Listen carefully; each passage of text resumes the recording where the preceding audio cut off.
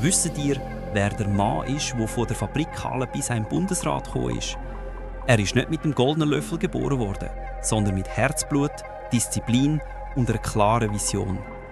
Der Johann Schneider-Ammann hat die Welt vom Business verstanden, aber auch, wie wichtig Bildung, Innovation und Zusammenhalt in einer Gesellschaft sind.